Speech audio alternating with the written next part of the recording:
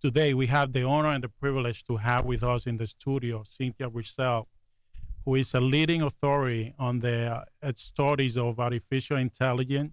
She is a dean from the digital learning at MIT, Massachusetts Institute of Technology, leading the open learning business and engagement units, including the X-Pros, boot camps, and Horizon. She also leads research and a strategic initiative across open learning, including the Center for Advancement Virtuality at MIT Integrated Learning Initiative, REACT, and RACE. Cynthia, it's a great pleasure to have you here today with us. Thank you. It's lovely to be here. Great, great. I know it's been a long day and you visit to the Dominican Republic, bringing value to us in here in the implementation of artificial intelligence.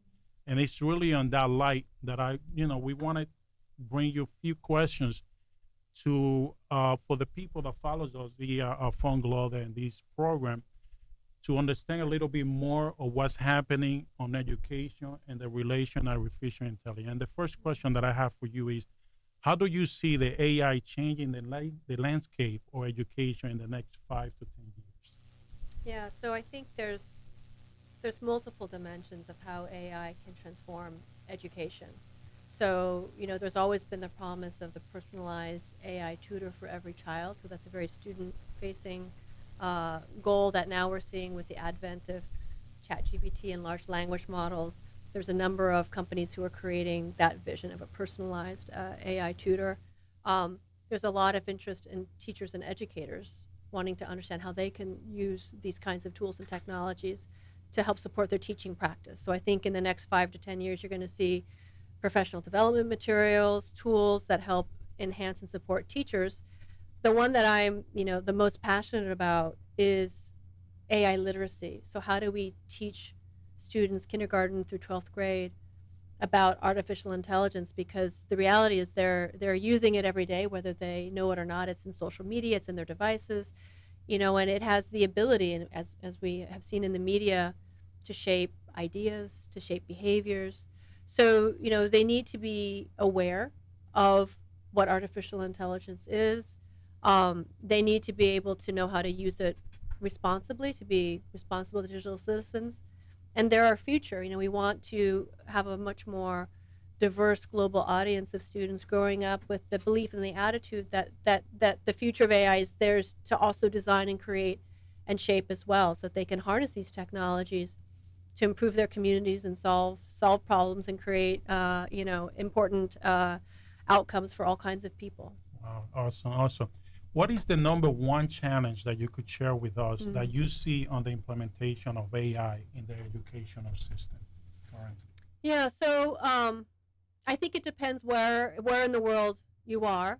I think, it often starts with providing teachers with the right kind of educational materials and professional development that's accessible to them, that they can see the value of, that they are interested in bringing to their students. So we have a particular program called Day of AI that we're going to be working with Funglode to bring to the Dominican Republic. And this is really about short format curriculum. So it's not a heavy investment to start, but something that hopefully teachers will find to be accessible, to be relevant to their students. It's a lot about how AI is transforming digital literacy and what it means to be a digital citizen.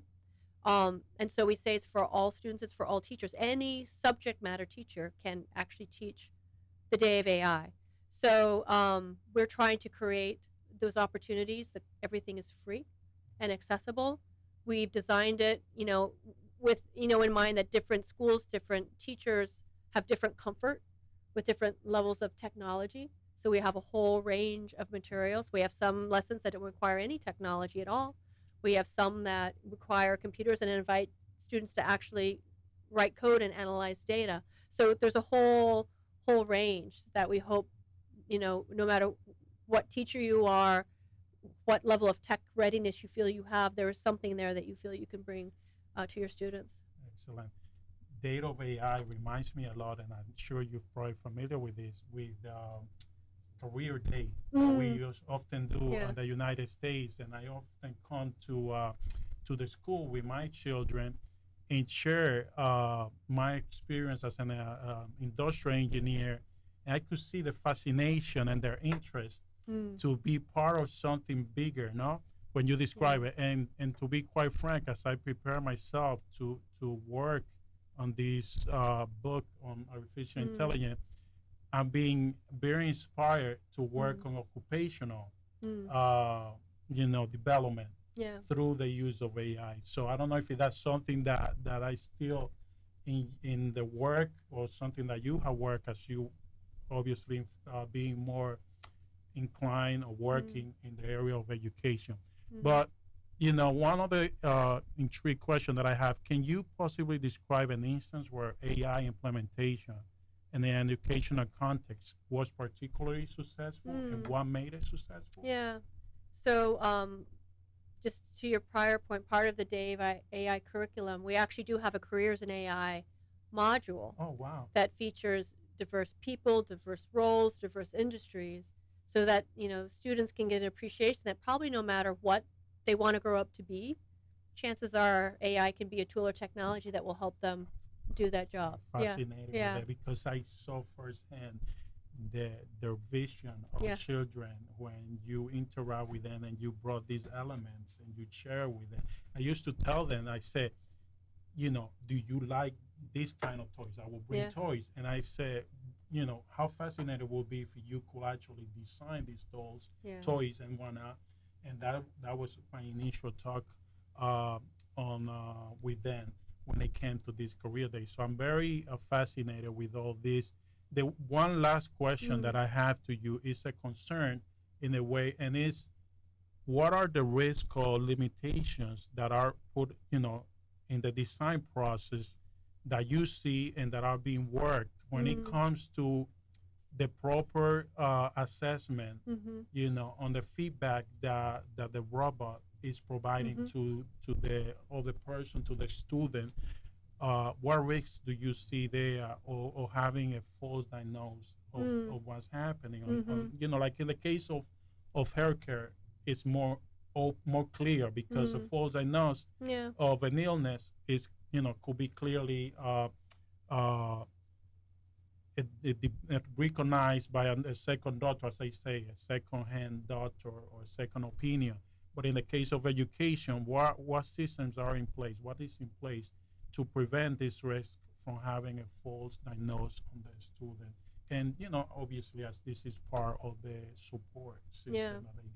Yeah, so I think, this question of assessment is a big one, because even for educators, when we talk to them about AI literacy or how AI can be used in the classroom, they want to be able to have effective, time-efficient assessments so they understand how students are doing. So this is an open area, I think, of innovation and need, and it needs to be done responsibly.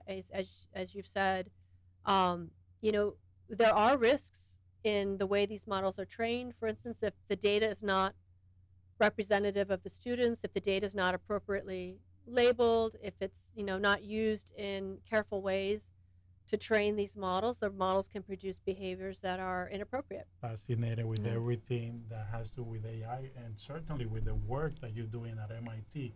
Certainly an honor for us to have you here today.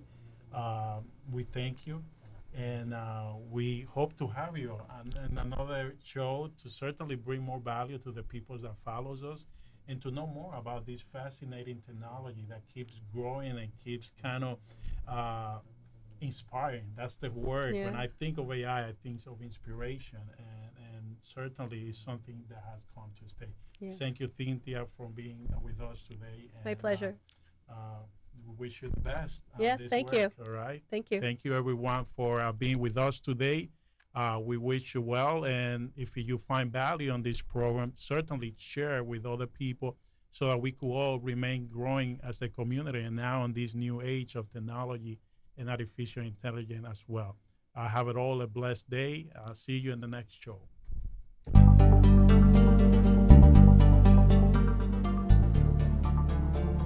Esto fue Visión y Avance.